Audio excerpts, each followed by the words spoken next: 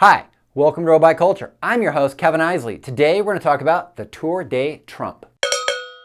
To start off, this is not a pro-Trump video, nor is this a bashing of President Trump. This is a video about the Tour de Trump, a stage race in the United States. In 1987, CBS Sports sent John Tesh, yes, that John Tesh, to the Tour de France to cover the race because interest in cycling was spiking in the United States because Greg LeMond was the first American to win the Tour de France. Upon returning to the United States, John Tesh met with basketball commentator and entrepreneur Billy Packard, where he suggested that the United States do a similar type of stage race to compete with the Tour de France. Mr. Packard thought this was a great idea, and the race would be a stage race along the eastern seaboard. So he went to Atlantic City to talk to owners of casinos.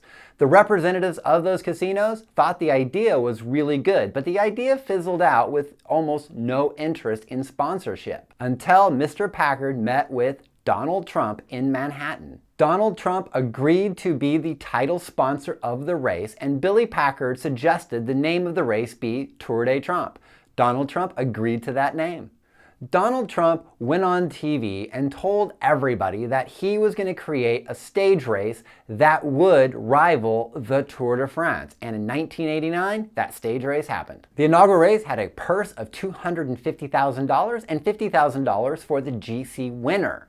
This attracted some of the best teams and racers in the peloton at that time, with such names as Andy Hamstein and, of course, Greg LeMond. Prior to the first race, the attorneys for Donald Trump sent a cease and desist order to the Tour de Rump people. This is a quirky little race outside of Aspen, Colorado, and they told them that this was an infringement upon the Tour de Trump logo and branding, and they must stop immediately. The Tour de Rump people fired back with a letter that basically said, "We're a small, quirky little race, leave us alone," and they never heard from those attorneys again. At every stage finish of the Tour de France, the Giro d'Italia, and the Vuelta a España, it is lined with people cheering on their favorite rider and their favorite team, but not the Tour de Trump. The Tour de Trump was marred by protesters at the end of every stage with signs that read, "Greed is bad, yuppie scum, if you're hungry, eat the rich, Trump equals Lord of the Flies, the art of the deal equals the rich get richer." I like that one. With Donald Trump's personality and his fame at the time, all the newspapers and television shows were talking about the tour, although